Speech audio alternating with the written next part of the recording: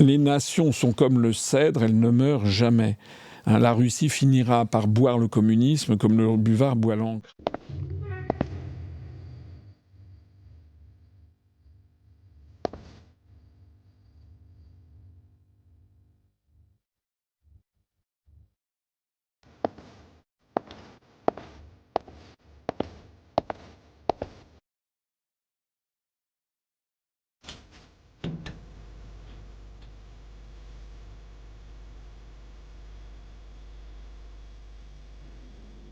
Bonjour à tous, chers auditeurs d'Omerta, bienvenue dans ce nouveau podcast Expression Libre, un podcast un peu spécial parce que nous recevons quelqu'un que vous connaissez bien, qui vient régulièrement sur notre chaîne YouTube et avec lequel nous allons pouvoir décrypter l'actualité géopolitique, l'actualité internationale, l'actualité européenne et française. J'ai le plaisir de recevoir pour ce nouveau podcast Monsieur François Asselineau. Bonjour François. Bonjour Charles d'Anjou et puis bonjour à tous les auditeurs auxquels je profite pour souhaiter une bonne année. Nous vous souhaitons aussi une bonne année à l'UPR. Ma peut-être première question, qu'est-ce qu'on peut vous souhaiter, qu'est-ce qu'on peut souhaiter à l'UPR et comment se porte l'UPR en ce début d'année? Écoutez, l'UPR, le monde se porte mal, mais l'UPR se porte plutôt bien. Voilà. Nous avons, pour une raison simple en fait, c'est que on va fêter le 25 mars prochain les 19 ans de l'UPR, et tous les gens qui nous suivent, même nos pires adversaires, sont obligés de reconnaître que depuis 19 ans, on dit ce qui est en train d'arriver. Voilà. On a fait les bonnes analyses depuis 18 ans et demi, et on propose des solutions qui faisaient ricaner il y a 18 ans, brocarder il y a 10 ans au moment de l'élection présidentielle. Mais maintenant, l'idée de sortir de l'Union européenne, l'idée de sortir de l'OTAN sont des idées qui sont presque en train de devenir tendance, compte tenu des événements inimaginables qui sont en train de se produire. Donc du coup, il y a un renouveau d'un certain nombre de personnes qui se disent en fait c'était Asselineau qui avait raison depuis des années. Donc ça, c'est plutôt quelque chose qui est très très positif. Et pour 2027, il faut nous souhaiter d'avoir le plus d'adhérents possible, que tout le monde nous rejoigne, c'est le moment. C'est pas obscène d'adhérer à un parti politique. Il y a des gens qui disent non, moi je veux plus faire de politique, tous pareils. Non, pas tous pareils. Les gens qui disent tous pareils sont des gens qui n'ont pas fait l'effort de venir regarder ce que l'on dit depuis 18 ans. Et puis donc il faut nous souhaiter de continuer à augmenter, et puis il faut nous souhaiter d'obtenir les 500 parrainages nécessaires pour se présenter à l'élection présidentielle qui, normalement, devrait avoir lieu en avril-mai 2027. Et je me permets de le signaler, à mon avis, tout porte à penser que si je parviens à être candidat, je serai le seul candidat à proposer de sortir de l'Union européenne, comme je l'avais d'ailleurs été en 2017. Et face à moi, il y aura, comme d'habitude, c'est pas les 50 nuances de gris, mais il y aura les 50 nuances d'européistes, de souveraino-européos, je sais pas quoi, de gens qui tournent autour du pot, des gens qui font prendre des vessies pour des lanternes, mais qui au bout du compte arrivent toujours à la même conclusion, c'est-à-dire qu'il faut rester dans l'Union européenne. On a affaire à une pensée morte d'ailleurs. On voit que le système actuellement à jet continu sort des nouvelles personnalités. On a eu Alexandre Jardin qui était, paraît-il, le porte-parole des Français du bas. Bon, j'ai vu que là, il vient de rallier David Lisnard. On vient de sortir David Lisnard qui propose évidemment de rester dans l'Union européenne et qui fait toute son analyse repose sur le fait qu'il y a trop de normes en France et qu'il faut libérer. C'est vrai qu'il y a des normes en France. Bon, ça, c'est presque un détail par rapport au sujet géopolitique majeur et puis au fait que la France a perdu sa souveraineté nationale. On avait eu monsieur Francis Lalanne qu'on nous avait mis dans les pattes. Bon, je vois que maintenant il est dans une liste d'extrême droite à Lyon pour les municipales. On nous a sorti Patrick Sébastien, on nous sort Madame Knafo, puis Madame Knafo, vous avez vu, elle est candidate au municipal à Paris, elle a déjà dit qu'elle allait faire alliance avec Rachida Dati pour le deuxième tour. Enfin bon, bref, si vous voulez, toutes ces personnes qui ont la chance d'avoir les bonnes faits médiatiques parce qu'elles passent partout, eh bien au bout du compte, quand vous regardez d'un petit peu plus près, vous apercevez qu'en fait, elles veulent toujours rester dans le même endroit. Même Philippe de Villiers, qui bénéficie de la presse Bolloré depuis quelque temps, qui fait semblant de ne pas me connaître, alors qu'il me connaît archi par cœur, qui fait semblant de ne pas me connaître et qui dit que maintenant il faut sortir de l'Union européenne. Et il faut le Frexit, mais quand vous allez regarder ce qu'il propose, c'est pas du tout ça qu'il propose. Donc il y a vraiment un abus de confiance. Et nous, on reste fidèles à ce que nous sommes, c'est-à-dire droit, honnête, réglo. On dit toujours la même chose et puis on ne peut pas nous mettre en contradiction avec nous-mêmes. Si on a les 500 parrainages, je pense qu'en 2027, on a vraiment l'occasion de faire une vraie percée pour ce qui, de toute façon, finira par arriver. C'est-à-dire que les Français voudront, à un moment ou à un autre, récupérer leur souveraineté nationale. Alors, petite question technique, comment est-ce qu'on adhère à l'UPR et où est-ce qu'on retrouve l'UPR, vos contenus, vos interventions? C'est pas très compliqué, il suffit de taper UPR sur Google, à vrai dire. Donc, il y a notre site upr.fr, vous tapez Union Populaire Républicaine, vous tombez tout de suite sur le site. Et si vous pouvez même taper sur Google UPR adhésion et vous tombez directement sur la page qui vous permet d'adhérer à notre mouvement. C'est 36 € l'adhésion annuelle, l'adhésion de base, avec 2/3 qui peut être déduit de votre impôt sur le revenu. Donc ça revient, c'est quelqu'un qui paye l'impôt sur le revenu, ce n'est pas le cas de tout le monde. Ça revient donc à 12 € par an après déduction fiscale, ça fait 1 € par mois. Il y a aussi des tarifs avantageux de 10 € par an pour les étudiants, les chômeurs et les agriculteurs aussi maintenant. On propose que les agriculteurs nous rejoignent avec ça. Donc ça, c'est pour l'adhésion. On peut aussi faire des dons. Et puis alors, on peut se renseigner sur nos années, d'abord sur upr.fr, mais aussi sur notre chaîne YouTube, Union Populaire Républicaine. On a plus de 506 000 abonnés. De tous les partis politiques français, c'est la chaîne qui a le plus d'abonnés sur YouTube. Je me plais à le souligner quand même. Il y a des chaînes personnelles. La chaîne personnelle de Mélenchon fait davantage. Mais la chaîne, par exemple, de LFI est à 120 000 abonnés. La chaîne du Rassemblement National est à 91 000 abonnés. La chaîne de monsieur Édouard Philippe est à 6 000 abonnés.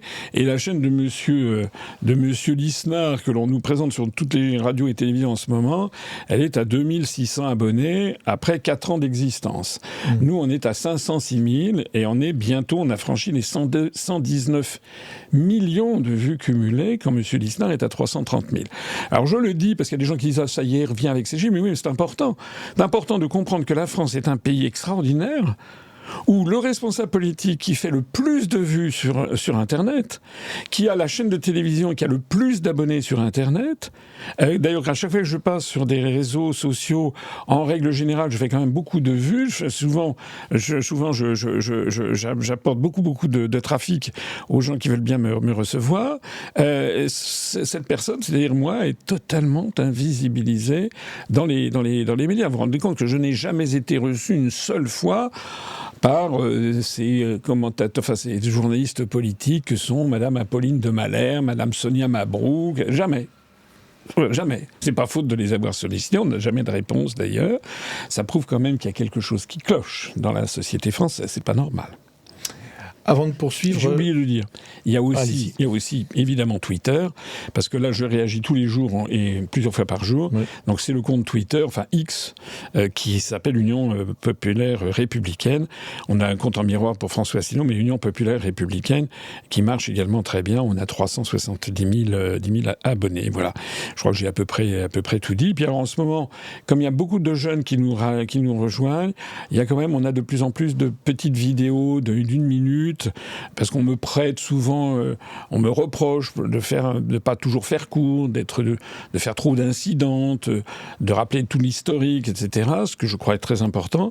Mais il y a des gens qui aiment mieux les formats très très courts. Alors on a fait des formats plus courts, puis on a des formats ultra courts, donc sur TikTok, sur Instagram, qui durent 1 minute, où les gens, pas forcément d'ailleurs des adhérents de l'UPR, mais des simples sympathisants, découpent un petit morceau et balancent ça, et ça tourne pas mal. On fait parfois plusieurs centaines de milliers, même plus de 1 million de vues, c'est beaucoup plus que la vidéo de départ.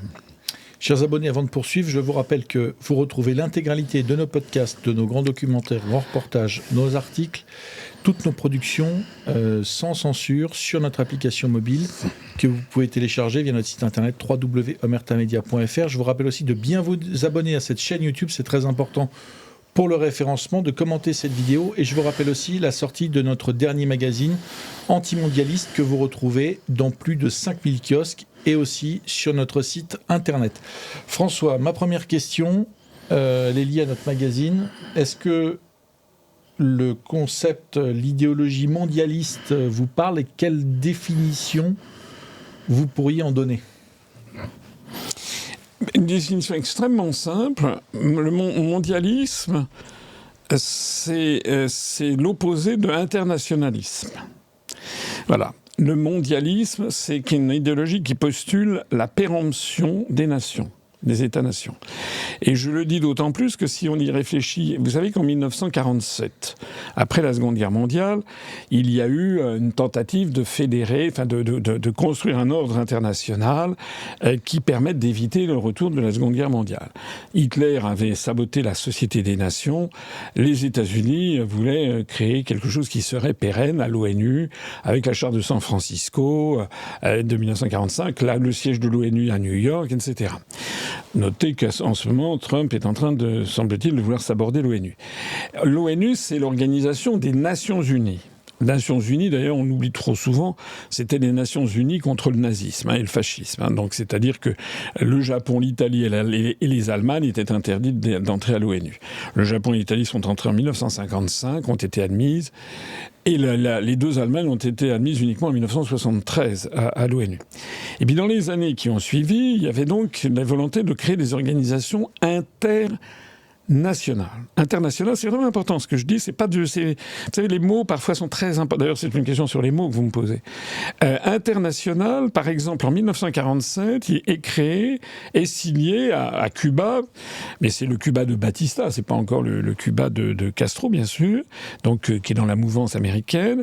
Il est créé et signé la Charte de la Havane en 1947, qui pose les fondements d'une organisation internationale du commerce. Et dans cette charte, qui avait été largement influencée par les soviétiques notamment, et puis le camp socialiste, il était précisé que le commerce, c'était pas nécessairement le libre-échange généralisé, qu'il était normal que les nations puissent s'opposer à des mesures de libre-échange, qu'il était normal, par exemple, que les nations, les gouvernements restaient maîtres de la maîtrise des médias sur leur propre territoire. Ils pouvaient refuser des prises de contrôle par des puissances étrangères de médias sur leur territoire, etc., etc.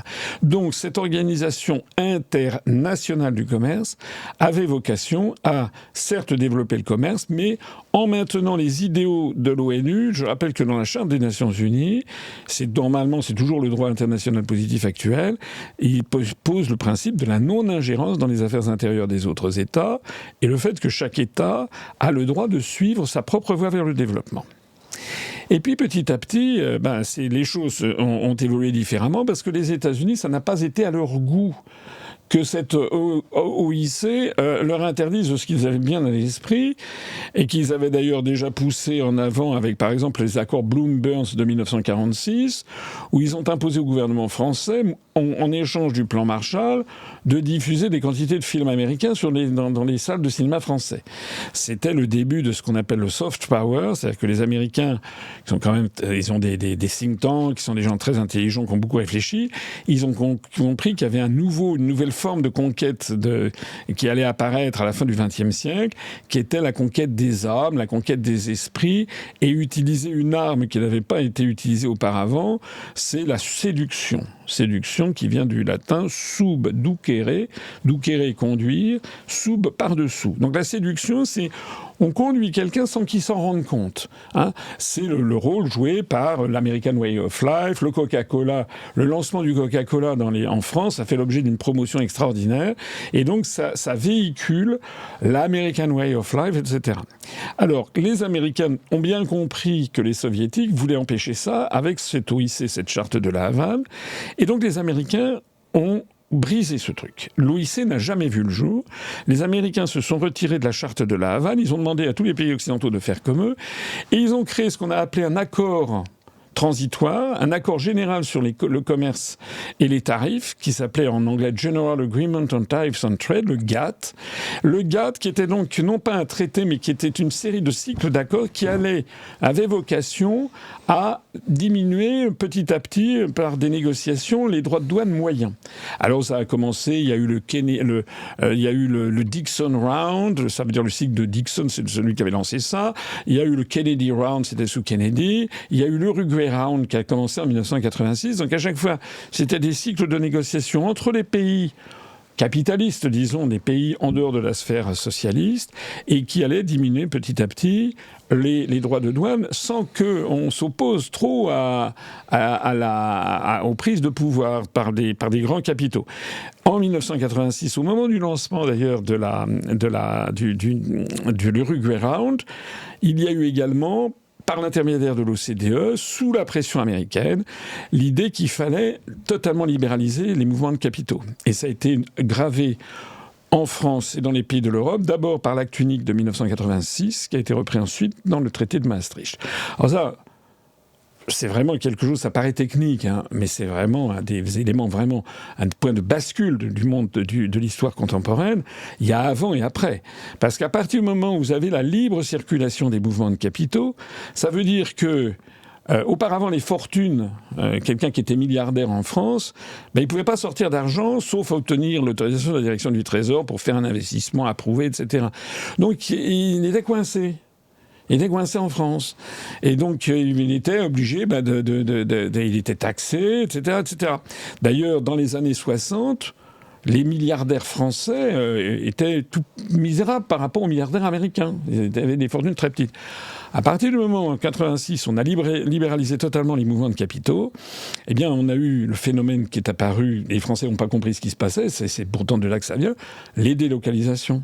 Parce que d'un seul coup, les milliardaires ont pu délocaliser leur usine, avant qu'ils étaient coincés en France avec le niveau des salaires des Français, de prestations sociales aux Français, etc., pour aller s'installer dans des pays à très très bas coût de revenus. Voilà. C'est d'ailleurs à peu près au même moment, le hasard historique a voulu que ça soit un peu la fin du maoïsme en Chine et l'arrivée de la ligne pragmatiste de Deng Xiaoping qui petit à petit s'est dit on va profiter de ces délocalisations industrielles. Et donc, ce phénomène a pris une grande ampleur, le développement des délocalisations industrielles, et puis arrive l'effondrement de l'URSS. Et du coup, l'effondrement de l'URSS a fait que l'Uruguay Round, qui était en cours, a été abandonné, et les Américains ont imposé la création ils sont revenus avec le programme de 1947, mais en enlevant tout ce qui contenait les souverainetés nationales, et ils ont créé une nouvelle organisation.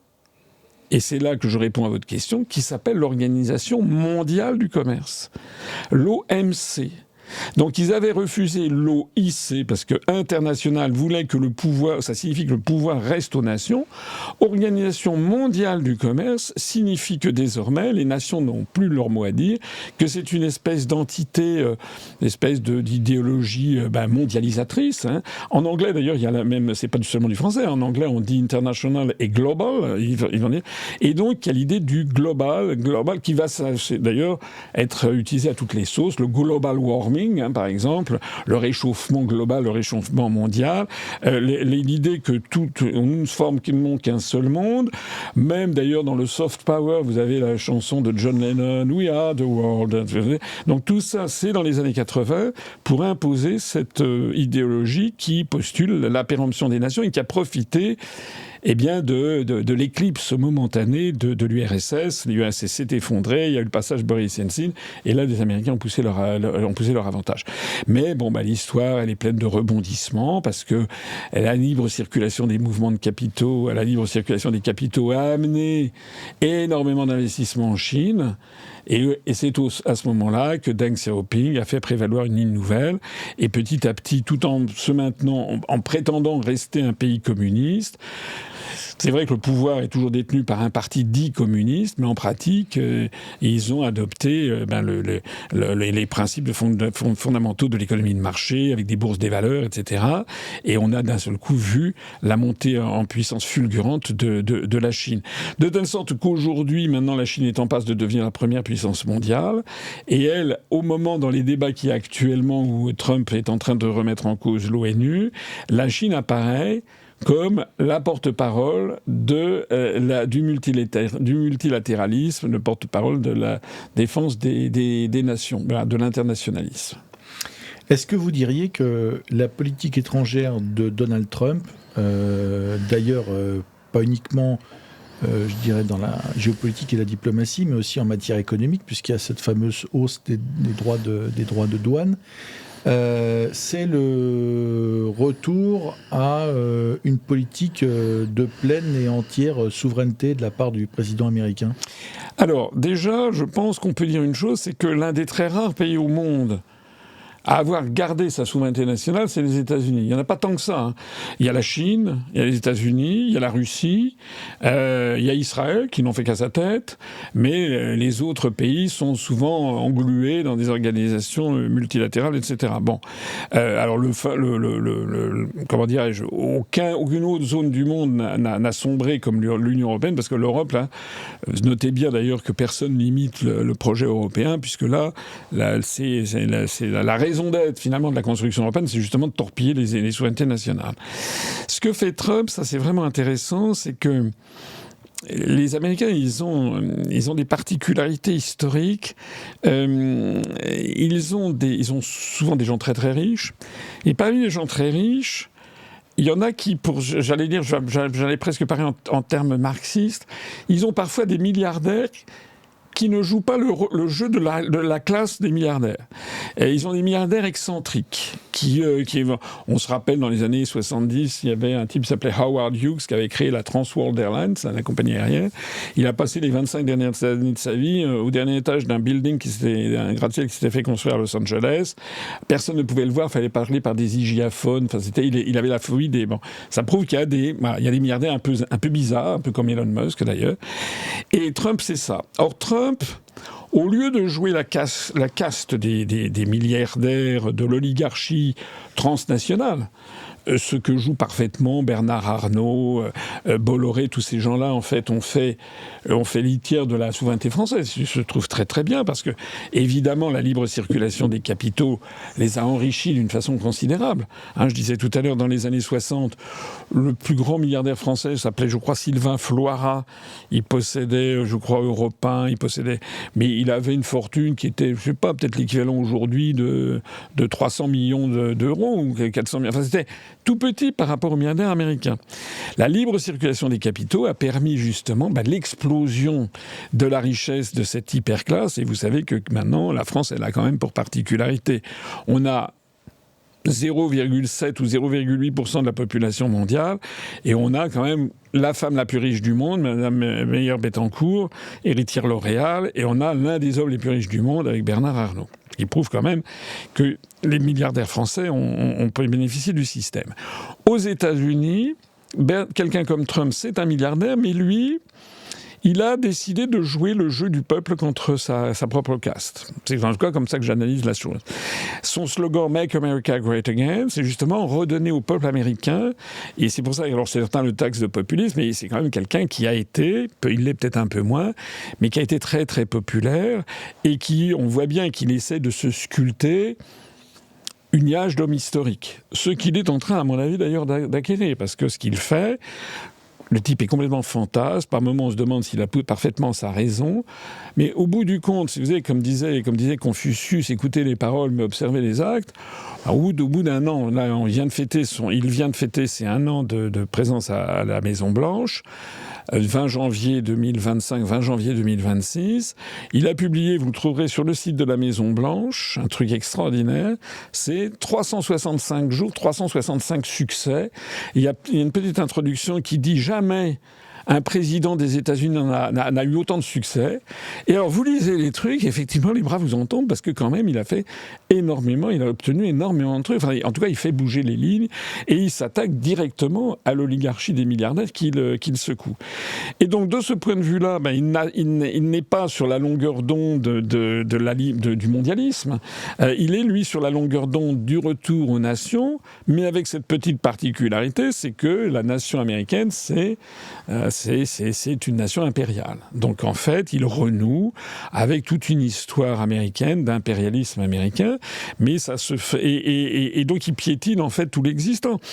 Il a décidé d'augmenter, vous le savez, c'était dès le mois d'avril dernier, il a balancé, il augmentait les droits de douane de façon extravagante, 50%, 150%, 200%. Bon. Rappelez-vous comment ça a été accueilli en Occident et en France. les journaux économiques, on dit les zinzins, c'est complètement siphonné, etc., etc. Bon, en réalité, Trump, c'est quelqu'un qui est un gambler, qui est un joueur, et qui a cette mentalité. Donc, il balance des trucs, puis il voit comment ça réagit. Et donc, il faut s'opposer à lui, puis là, il entre en négociation, et puis il en rabasse un petit peu, mais si vous voulez, exiger, il en restera toujours quelque chose. Voilà. Plus il demande de choses, même s'il en rabat, au bout du compte, il a fait bouger le curseur en sa faveur. Et donc, il a imposé des droits de douane. On a dit que ça allait être très mauvais pour l'économie américaine. En fait, au bout d'un an, vous avez vu les statistiques, il a le commerce extérieur américain qui connaît un déficit chronique. Le déficit du commerce extérieur américain a baissé. Il est au plus bas niveau depuis 16 ans. Et le déficit budgétaire américain, du fait de l'augmentation des recettes fiscales sur les douanes, a baissé de 15%. Alors c'est quand même des phénomènes, c'est des vrais phénomènes de rupture. Et il assiste également à une relocalisation d'entreprises parce qu'elles, justement, elles ne veulent pas payer ces droits de douane. Et ce qu'il faut bien comprendre, c'est que théoriquement, il n'a pas le droit de faire ça. Parce que les États-Unis d'Amérique font partie justement de cette OMC dont je parlais tout à l'heure, l'Organisation mondiale du commerce. Et dans l'Organisation mondiale du commerce, qui était un petit peu, qui clôturait ces cycles du GATT dont je parlais tout à l'heure, cette OMC qui a été signée le 15 avril 1994 aux accords à Marrakech, moi j'y étais, j'avais participé à cette cérémonie où il y avait énormément de pays du monde, il était donc prévu qu'on consolide, c'est un mot un peu technique mais qui est très important, consolidation des droits de douane, ça veut dire que le maximum d'États devait s'engager sur le maximum de spécialités douanières à les consolider, c'est-à-dire à prendre l'engagement qu'ils ne les augmenteraient plus. Sauf s'ils les augmentaient, il fallait à ce moment-là qu'ils fassent des compensations sur d'autres lignes ou alors qu'ils payent des indemnités ou des amendes. Et puis s'ils ne le faisaient pas, ceci allait devant une instance qui s'appelait le tribunal des conflits, à l'intérieur de l'OMC. Trump, l'OMC a disparu. Hein. Il a débranché l'OMC. À Genève, il a imposé son tempo, et puis on voit que finalement, ça marche. Et là, vis-à-vis des États-Unis, vis-à-vis de l'Union européenne, il est, si vous voulez, il a un boulevard. Parce qu'on voit bien actuellement la bêtise de ceux qui disent que l'Union fait la force avec l'Europe. Pourquoi la bêtise ? On vient de voir l'algarade qu'il y a eu entre Trump et Macron. Trump dit « Ah très bien, vous voulez nous emmerder sur le Groenland, vous ne voulez pas venir dans mon Conseil de la paix, très bien, j'augmente de 200% les droits de douane sur les vins et le champagne français. » Déjà, il peut le dire et le faire. Il lui suffit de prendre un décret.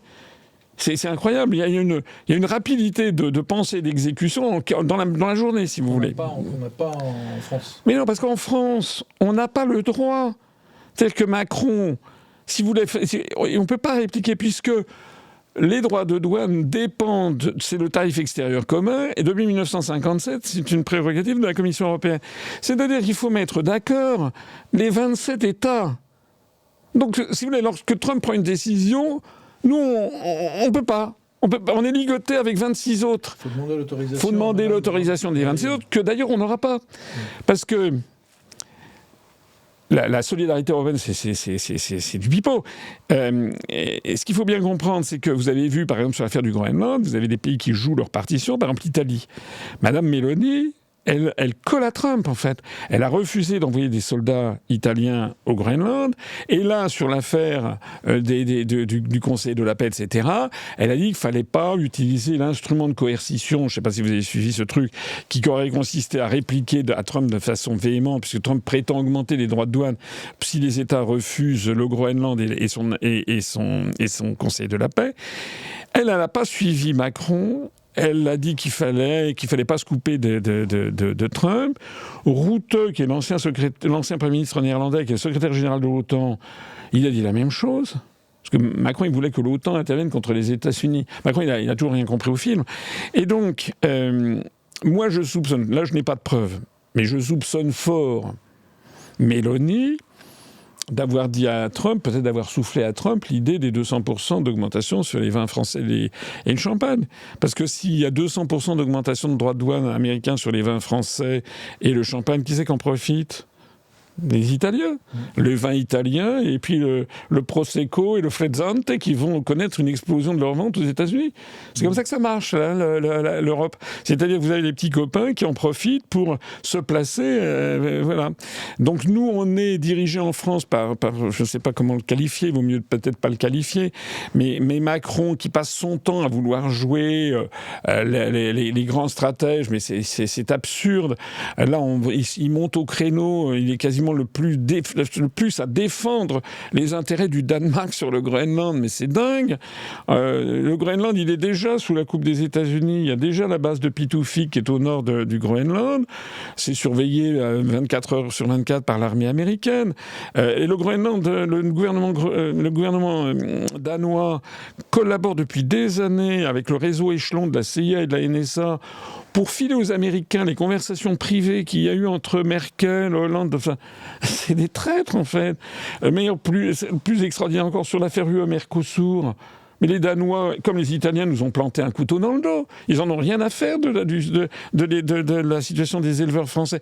Donc les Danois, si vous voulez, nous ont pas aidés au moment de UE-Mercosur, les Italiens non plus. Et nous, il faudrait qu'on monte au credo pour défendre les Danois sur le Groenland. C'est délirant. Et comme je vous l'ai dit de toute façon, Macron n'a pas les manettes. Voilà. C'est-à-dire que l'Union, il faut bien comprendre ça, l'Union ne fait pas la force, l'Union, elle fait qu'on est ligoté. Voilà, on peut pas prendre une décision. Il n'y a pas de décision possible parce qu'il faut obtenir le feu vert des autres pays de l'Union européenne qui n'ont pas les mêmes intérêts que nous et qui, à ce moment-là, je viens de le dire pour l'Italie, pour le Danemark, jouent leur jeu perso comme l'Allemagne d'ailleurs. Hein. L'Allemagne aussi a dit qu'elle ne voulait pas l'instrument de coercition parce que les Allemands, M. Merz, joue double jeu et doit dire aux Américains, bon, vous voyez, les Français sont insupportables et nous, on va faire les choses mieux. On va pas être comme des goudiafiers. Vous l'avez rappelé, durant les années 80, les années 90, on était en pleine globalisation, pleine déstructuration, en particulier dans les pays de l'Union européenne. Et je dirais le souverainisme était considéré comme quelque chose de ringard. Les frontières, c'était ringard. Enfin, aujourd'hui, avec l'arrivée de Trump, précédée par, je dirais, l'action de Vladimir Poutine en Ukraine, on revient, je le disais, au plein exercice de la souveraineté. Est-ce que pour vous, c'est une bascule temporaire ou est-ce que le monde est entré, justement, est-ce que le fait de... Vous parliez de l'OMC, est-ce que tout ça n'est pas devenu ringard? Toute la dynamique des années 80-90 n'est pas devenue ringarde? Et aujourd'hui, au contraire, c'est le souverainisme. Il y a les États-Unis, il y a la Russie, il y a la Chine, il y a beaucoup de pays dans le monde qui souhaitent, je dirais, exercer la pleine puissance de leurs moyens. Est-ce qu'au contraire, aujourd'hui, le souverainisme n'est pas devenu quelque chose de tendance, pour reprendre votre expression? Et est-ce que les dirigeants européens ont compris ça?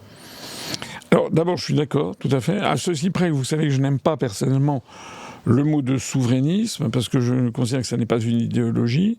Je fais toujours remarquer aux gens qui me disent « Ah, les souverainistes », je dis « Mais prenez la Constitution française. » On prend la Constitution, il y a le préambule, titre 1 de la souveraineté. Normalement, tous les partis politiques français doivent d'ailleurs, c'est mis dans la Constitution, respecter le principe de souveraineté nationale. Donc normalement, si les mots avaient un sens, et j'ai beaucoup aimé votre première question, parce que je pense que c'est fondamental de bien utiliser les mots, de comprendre avec les mots que l'on utilise, normalement... Il n'y a qu'un seul parti politique, enfin il y en a peut-être 2-3 autres qui sont sur la ligne de sortir de l'Union européenne, mais qui sont plus petits.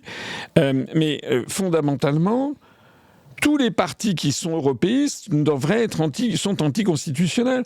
Je n'ai pas rêvé. Le titre 1, c'est de la souveraineté. La souveraineté est inaliénable. Donc on a accepté le Conseil constitutionnel depuis Maastricht, etc., par des réseaux de connivence, par l'idéologie qui a imprégné tous ces siècles, a accepté de déréaliser ces questions. Mais au bout du compte,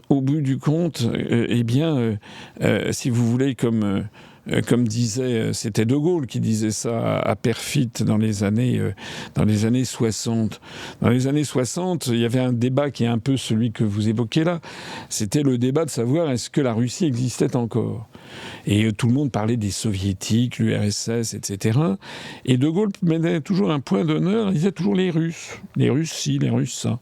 Et Alain Perfit, qui était son ministre de l'Information, raconte dans le C'était De Gaulle qu'au Quai d'Orsay, il y avait des jeunes diplomates qui disaient le pauvre vieux en parlant de Gaulle, c'est un vieux schnock, il n'a rien compris, c'est terminé, les Russes ça n'existe plus. Depuis 1917, maintenant on a passé à autre chose. Maintenant c'est les soviétiques. C'était d'ailleurs l'idéologie du régime, Homo soviéticus, c'est un nouvel homme sur Terre qui était apparu, etc. Et De Gaulle balayait ça d'un revers de main avec Perfit en disant non, les nations sont comme le cèdre, elles ne meurent jamais. La Russie finira par boire le communisme comme le buvard boit l'encre. C'est un petit peu la même chose. C'est-à-dire que cette idéologie mondialiste, la fin des nations, etc., on est tous copains, etc., elle se heurte à des structures fondamentales que des structuralistes, que des écoles historiques comme l'histoire des annales, comme un certain nombre de bons esprits, enfin des gens par exemple qui avaient Paul Thibault de la revue Esprit, Emmanuel Todd à notre époque, auraient dû être davantage écoutés. C'est que au bout du compte, ce qui prime sur toute autre chose, c'est l'anthropologie sociale, c'est l'histoire longue, c'est la place, le rapport à l'autorité, la langue, même les structures de la langue. Les structures de la langue, c'est très très important. Par exemple, vous savez qu'en anglais, il n'y a pas de masculin et de féminin. On dit a man, a woman, a girl, a boy. C'est comme par hasard, c'est de ces pays que sont apparues les idéologies transgender, etc.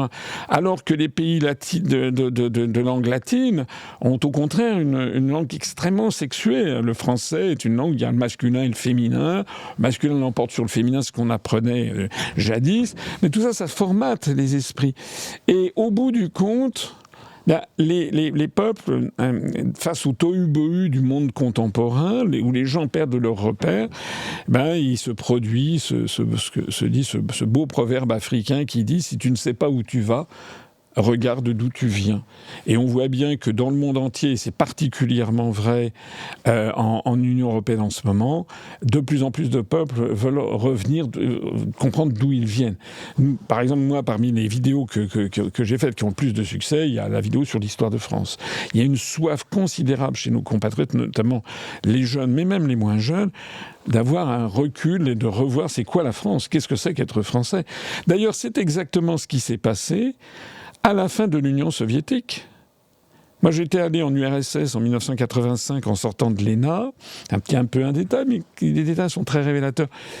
J'étais allé avec des amis de l'ENA, on était quelques-uns, on a fait un petit voyage touristique qui nous avait emmenés à Leningrad, Moscou, Odessa et Kiev, qui faisaient partie de l'URSS. Bon voyage. Oui, et ça avait duré 18 jours. Et à Leningrad, c'était donc, ça s'appelait Leningrad, c'était Saint-Pétersbourg. Et à Leningrad, la cathédrale Saint-Isaac était fermée. Elle avait été construite dans les années 1856, d'ailleurs par un architecte français. Et elle était devenue, sous Staline, le musée de l'athéisme.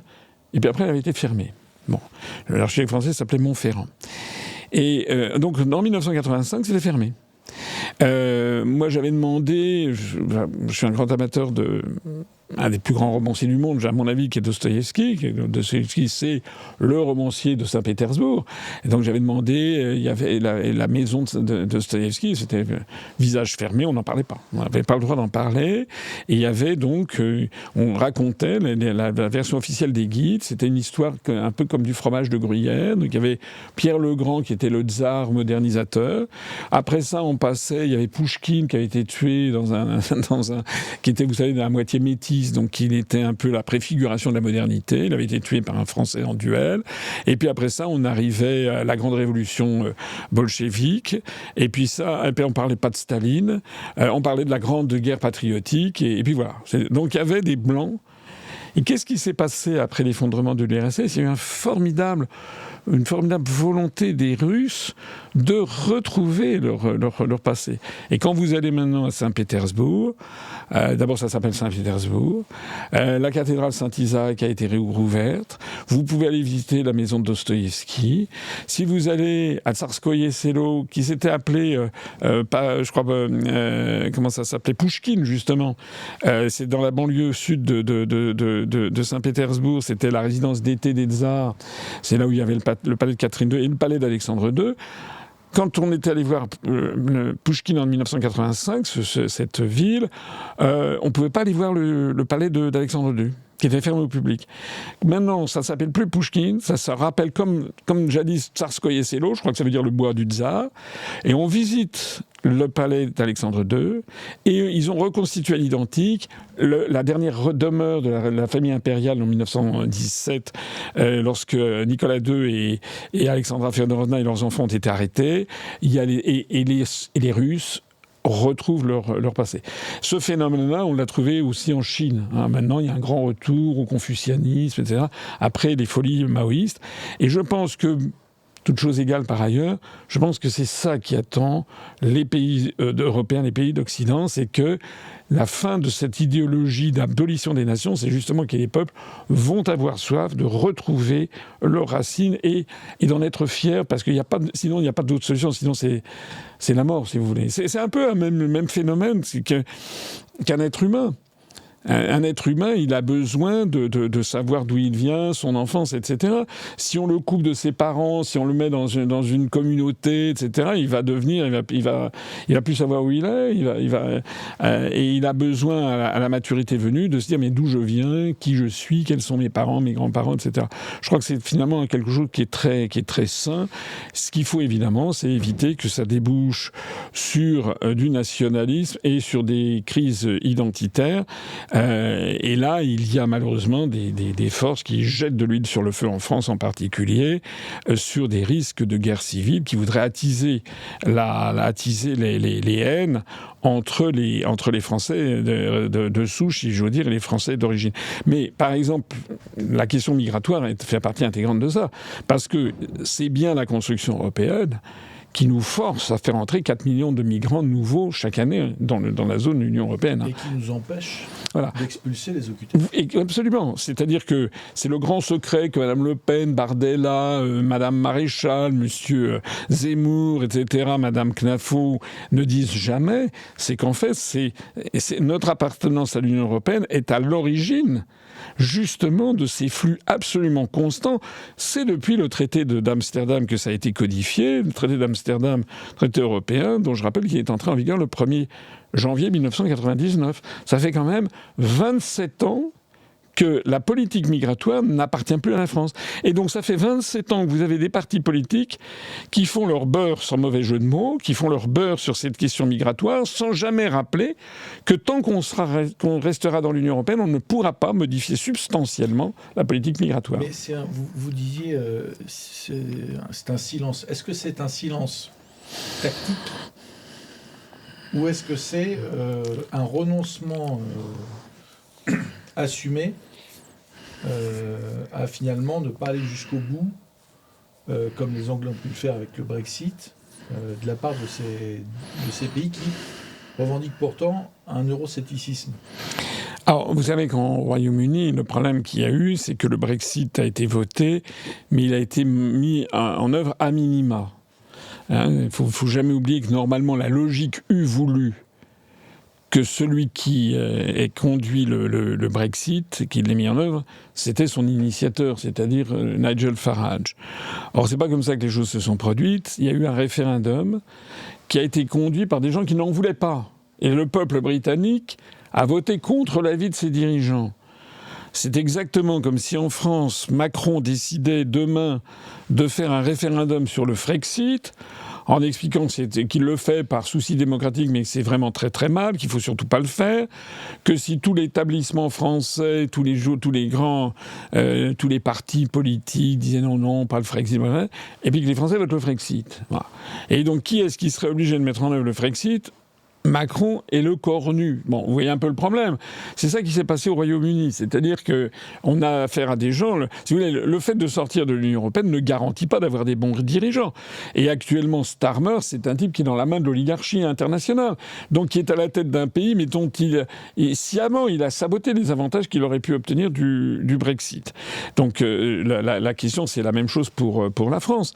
Alors maintenant, sur la classe politique française, alors là, chacun peut avoir son avis. Moi, j'en connais un certain nombre.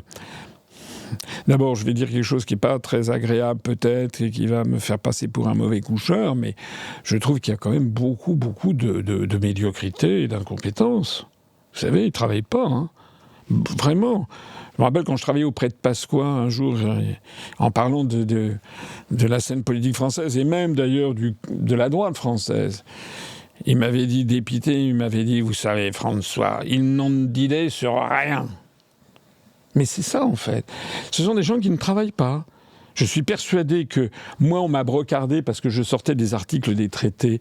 Mais enfin, c'est quand même normal, quand vous prétendez à diriger un État et que vous prétendez être le chef de l'État, d'avoir une bonne connaissance approfondie des dossiers les plus stratégiques et notamment des transferts de pouvoir qui ont été consentis par la nation. Mais vous avez je ne sais pas, je ne vais pas donner des noms, mais la quasi-totalité des responsables politiques, je pense qu'ils n'ont qu'une idée assez nébuleuse sur ce que c'est que le traité d'Amsterdam. Je pense que s'agissant de l'euro, je pense que pratiquement personne ne sait quel est le vrai fonctionnement de l'euro. Ils vous parlent tous de monnaie unique, alors que je m'époumonne à dire que l'euro, contrairement à ce qu'on dit, n'est pas une monnaie unique. C'est une monnaie commune. La différence étant que pour qu'il y ait eu une monnaie unique, il aurait fallu que toutes les banques centrales nationales disparaissent et qu'il n'y ait plus que la seule banque centrale européenne. De telle sorte qu'à ce moment-là, que l'on ait des euros à Paris, à Berlin, à Rome ou à Athènes, c'eût été dans tous les cas de figure les mêmes créances sur la même banque centrale européenne. Ça aurait voulu dire d'ailleurs une parfaite, co-responsabilité sur les dettes prises par les États. Alors ça, les Allemands n'en ont pas voulu, à aucun prix. Donc les Allemands ont imposé un système où chaque pays a gardé sa banque centrale nationale, et à partir du moment où chaque pays a sa banque centrale nationale, ça veut dire que nous avons gardé une monnaie française. Les Français, quand ils ont un compte en France, c'est une créance sur la Banque de France. Voilà. Alors il se trouve qu'on appelle ça euro dans tous les pays, avec un PEG, comme disent les financiers, d'un lien de 1 pour 1, mais... Les Allemands, ils ont fait ça pour que ce soit le plus facilement réversible. La conséquence, c'est que ce système, d'ailleurs, n'est absolument pas viable parce que, vous le savez, c'est que si vous avez de l'argent et si vous estimez, par exemple, que l'euro va exploser, vous avez tout intérêt à aller placer votre argent sur un compte dans une banque commerciale en Allemagne. Parce que lorsque l'euro explosera, vous aurez une créance sur la Bundesbank, ça deviendra un nouveau Deutsche Mark et vous gagnerez 25 ou 30%. Donc ça, le grand public n'est pas au courant, mais les grandes fortunes le font. Et donc vous avez une balance des paiements à l'intérieur des pays de la zone euro qui intègre le fait que les pays du Sud sont en déficit de balance des paiements chroniques avec l'Allemagne. Mais il y a aussi des grandes fortunes qui vont placer leurs fonds en Allemagne ou en Finlande ou au Luxembourg ou aux Pays-Bas. C'est les 4 pays qui sont positifs dans ce qu'on appelle le Target 2, donc le solde à balance des paiements courants à l'intérieur de la zone euro. Et donc, ça veut dire que ce système n'est pas viable à terme. On va aller voir les évolutions. Excusez-moi d'avoir fait ce petit tunnel technique, mais je peux vous assurer que je pense qu'aucun candidat à l'élection présidentielle à part moi ne peut vous en parler. Ils ne savent pas ce que c'est. C'est grave. Alors il y a ça, il y a, je pense, une grande médiocrité, il n'y a pas assez de travail, et c'est pas assez complexe, premièrement. Deuxièmement, il y a une grande lâcheté. Parce qu'il y a des gens, qui savent que ce que je dis est vrai. Mais ils disent, ah non, je vais pas, si je fais comme Asselineau, je vais être tombé dans un cul de basse-fosse médiatique, on ne parlera pas de moi. Donc du coup, ils vont faire risette devant les médias. Il y a de la lâcheté. Il y a des gens qui... regardez ce pauvre Bardella. Le pauvre Bardella, il a eu peur de Léa Salamé et de Roselyne Bachelot. Mais vous vous rendez compte, les Français, ils voudraient donner le pouvoir à un gamin qui a 30 ans, qui a peur de Roselyne Bachelot pour aller défendre les intérêts de la France face à Trump ou à Poutine. Mais c'est dingue. C'est-à-dire que ce qu'il faut, c'est que les Français se disent, il faut qu'ils aient un chef d'État qui soit quelqu'un qui ait non seulement de l'expérience, de la compétence, mais aussi du courage. Le courage, de la capacité de résister à l'agression. Parce que Trump... Il y va au culot. C'est au culot qu'il y va. À l'ancienne. Et d'ailleurs, les réactions qu'a voulu faire Macron là, ces jours-ci, sur le fond, il a plutôt raison d'essayer de tenir tête. Mais le problème, c'est qu'il n'a pas les moyens. Puisque d'abord, il a ruiné le pays. Deuxièmement, on est ligoté dans l'Union européenne. Troisièmement, parce qu'il dit tout et n'importe quoi. Il y a un mois, au début, c'était le 5 décembre, il était en Chine. Il allait dire à Xi Jinping qu'il fallait qu'il abandonne Poutine. Bon. Et après ça, comme il n'a pas eu gain de cause, il est revenu en disant qu'il fallait augmenter les droits de douane de façon fabuleuse sur la Chine. Parce qu'il n'a pas conscience, peut-être du rejet ou du scepticisme qui provoque chez les autres, oui. Chez les gens normaux. Mais non, mais même, il faut avoir un poids chiche dans la tête. Le type, au mois de décembre, il dit qu'il va augmenter de 40% les droits de douane sur la Chine, demande que l'Union européenne se venge, il apporte son soutien à Taïwan, et puis maintenant que ça tourne mal, il dit à Davos qu'il fait bon accueil aux investissements chinois en un mois de temps. Mais vu de Pékin, les gens se disent c'est un clown, en fait. C'est un dingue. Oui. C'est un dingue, voilà. Oui. Parce que ça nécessite tout ça d'avoir de l'esprit de suite aussi, de la conséquence, de la cohérence. Un des arguments que je mets le plus en avant pour essayer de convaincre mes compatriotes que c'est à nous qu'on doit faire confiance et pas aux autres, c'est que depuis 18 ans et demi, on en parlait au début, nous disons la même chose et c'est parfaitement cohérent et c'est confirmé par les événements. C'est ça qui est fondamental. Alors que je vois malheureusement sur les réseaux sociaux... C'est aussi un peu de la faute des Français. Hein. Il y a des gens qui disent « Ah ouais, moi je le sens bien, l'ISNA, c'est le seul qui peut me redresser. Ah non, moi c'est CNAFO, elle est pas mal. Non, moi c'est... Mais c'est quoi les arguments ? C'est comme ça. Ah, ils l'ont vu à la télé. Les mots... Je sais même pas... ce sont les mêmes Français qui vont dépenser des heures et des heures et des heures à faire, par exemple, à regarder des revues de consommateurs pour savoir, bon, la prochaine télé à plasma, laquelle il faut que j'achète, ou bien alors la prochaine moto, c'est quoi, ou alors le prochain week-end ou les vacances, ils vont regarder des tas de trucs, des sites pour trouver les billets d'avion les moins chers, etc. Ils vont consacrer des heures et des heures à ça, mais choisir le président de la République, rien. Il ne se renseigne pas, il utilise comme ça sur un coup de tête, voilà, oui. C'est comme ça. Il y a cet accord sur le Mercosur qui pose quand même une question fondamentale à laquelle vous vous intéressez depuis au moins depuis la fondation de l'UPR. C'est les agriculteurs français sur le Mercosur sont lâchés par Emmanuel Macron. Ils sont lâchés évidemment par Ursula von der Leyen qui n'a absolument rien à faire. Et pourtant, la France, avec l'Allemagne, fait quand même tout en haut de la hiérarchie de puissance des pays européens, a des contributions qui sont parmi les plus importantes à l'Union. Et on se demande, quand on se prend le Mercosur et quand nos agriculteurs sont trahis comme ça en bonne et due forme, qu'est-ce que l'Union européenne a apporté à la France ? Alors, quand on est roumain, on comprend. D'ailleurs, ça nous l'a été dit.